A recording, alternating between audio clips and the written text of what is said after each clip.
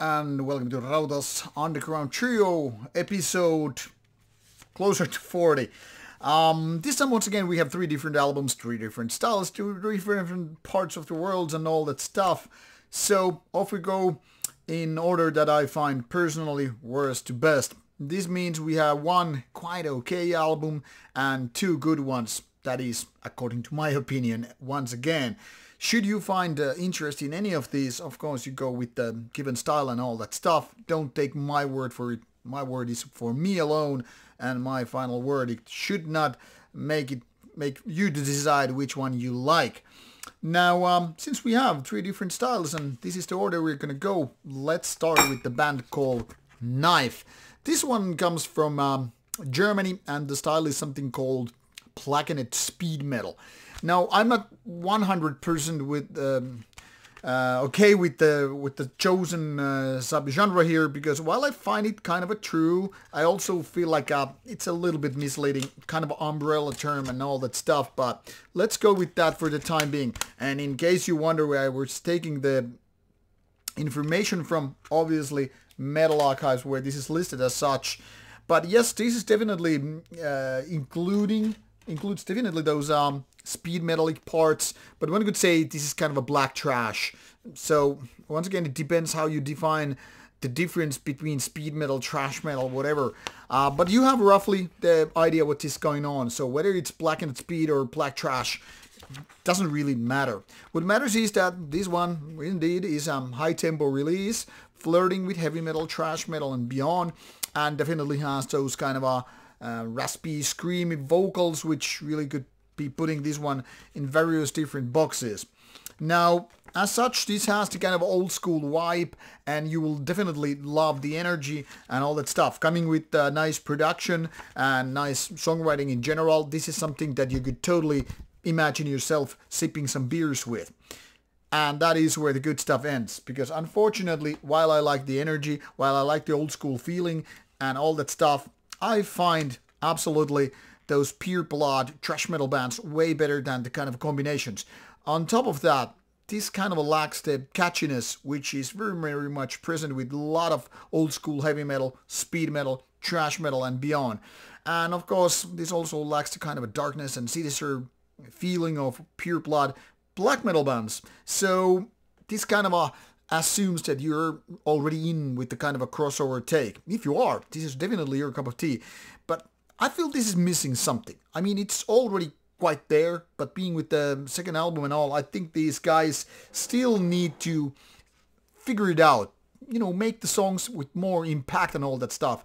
It's not just about speed. It's just not about the aggression. It's just not about, you know, putting it all together for drinking beer. You also need, in my opinion, in order to challenge the classics, have something that would make the album a classic. And that, in my opinion, is indeed some level of catchiness, something that you will like.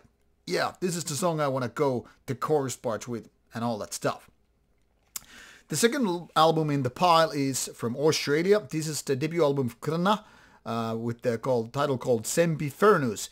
Now, those of you who have been following the channel might remember that earlier this year, around the February or so, I already reviewed the second album by this band. Now, that is from a different label, and since that was the landing point for this band here on Rauta channel, so I got in contact with the band's only member, and I guess he decided, like, let's do the first album as well, because in fact it deserves more attention despite being a couple of years older. So this is from 2021 and different label. Now, before I start talking about the music, I want to show you what sweet gifts came with this one. Often bands send me, pins and stickers and all that stuff, which are nice. But me, as a platypus fan, I can totally appreciate this key ring, keychain, having my favorite animal on earth. This is worth showing off, because even though this is a gift not related to the animal, it's worth taking a look. And also, look at this funny platypus pin. I'm definitely putting this together with my pins I have, for some bands and all that stuff. And also, in case you are a fan of the band, which I guess I am at this point, there's some cool shirts available. This is from the debut album, as you can see, Sempinfernus. Looks pretty goddamn sweet to me. Both the front and the back. But the music, what is Krvna music all about? Well, this is kind of a fast tempo black metal with a lot of intensity. In a way, this could be called some kind of Australian Marduk, but that alone isn't to just tell you everything. And now we have a visitor here. What do you think about Krvna album? Okay, yeah, you think it's quite good. This 36 minutes of an album is very much like the second one, which I already reviewed, but not as good. Mind you, the difference is very, very small. I would say all the ingredients are right here. Be it about good production, I mean, this really kind of showcases all what it's good. Be it synth parts, those kind of raspy vocals, fast playing, drums, guitars, all in like perfect balance. But when it comes to, you know, songs and the fine details, you know, the memorability, this is not so much, you know, sticking in my mind. It's the same way as the debut album. So while it's good, I would say the second album is a little bit better. But of course, that's how it's supposed to be when the band career goes on.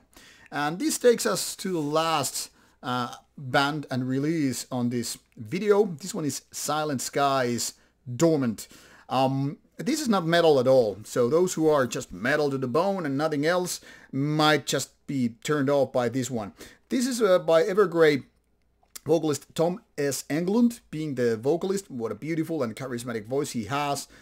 Made me an Evergrey fan and also interested in this one. And then the main man, unfortunately, can't really remember the name. It's somewhere here, somewhere.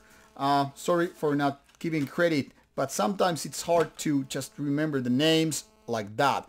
Now, I previously listened to well, the previous Silent Skies releases. This one is a beautiful looking digi sleeve. No, dog, off you go. You're causing too much hassle here. So this one comes with a quite nice digi sleeve featuring detailed art, which then again is very, very much fitting the music here. This is pure melancholy.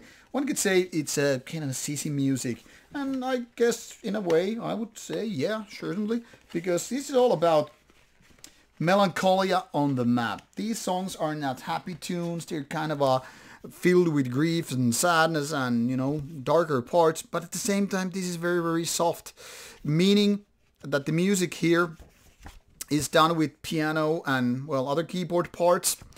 The other guy, which I don't remember by name, but we'll get into that.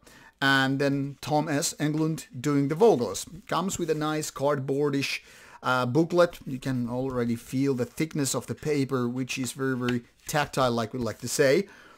And these songs, I mean, the whole album is kind of a soundtrack to melancholy in a way. So there's a lot of same kind of a feeling that Evergrey has, but of course with less metallic parts, because this is no metal at all. It's just piano, keyboard parts and singing, really. And those who find it, yeah, that's too lame, nothing is really happening, that doesn't have aggression or whatever, well, like I said, this is not your cup of tea. But those who can really enjoy Tom's vocals, well, they will like it. And here we of course have the lineup. So, like I said, there was this other guy whose name I should remember, who is in the picture, Vikram Shankar. He's, as you can see, recorded this one with Tom S. Englund, as well as produced, engineer and all that stuff, and mixed by that and all that stuff. And then there are 3 different interesting cover songs. These are worth mentioning because these are really, really interesting. I will show them to you. But here are the guys, as they are taking a vacation. If I remember correctly, Mr. Shankar is from United States and Thomas Englund is from Sweden. But the Swedish-American, assuming I'm right here, combination is really, really interesting. And now these 3 cover songs. Numb, originally by Linkin Park, The Trooper by Iron Maiden, and Dancing in the Dark by Bruce Springsteen. Now these are of course very, very different styles, and one could like only guess and wonder like, how do you turn such an iconic heavy metal song as The Trooper into some kind of a synth and vocals kind of a cover song. I would say beautifully. Then again, I also like this Numb one, and I'm not even Linkin Park or for that matter Bruce Springsteen fan. Actually, that Bruce Springsteen song is the only one that kind of doesn't put me off, but I find not that, likable in a way that I don't know the song that well. I mean, I vaguely remember hearing it back in the days, but still couldn't like connect these two dots so well I could do with the Linkin Park song, which is actually quite good, but maybe I like this version better. And of course, The Trooper, which is Iron Man, an iconic classic song, works damn nicely here. This is, in my opinion, how do you do proper covers. You don't do a heavy metal cover by playing a Roar's heavy metal version. You don't do a black metal version by doing another black metal version. Instead, if you go genre hopping, you do your style, which is hopefully a different genre than what the original genre is, and then you do it with respect, skill, honoring the original version, and there you go. Beautifully done. So I guess summing up Dormant would be, this is probably the best Silent Skies album so far. Then again, the previous one was also good.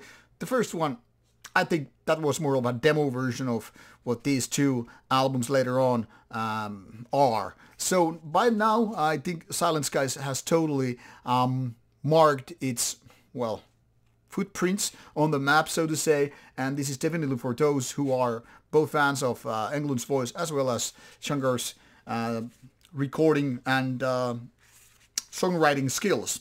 So, like I said, two good ones here on the pile and one decent one. Now, off you go to enjoy whatever you like out of these. Links are, of course, included in the description box, so click those open if you can, in case you're not watching these on television, that is. And if you are, well, you can just use your smartphone to Google that shit out. All these are worth listening to, if you ask me, even if different quality and all. Now, off you go. Hope you to enjoy some good music and all. Take care. Bye-bye.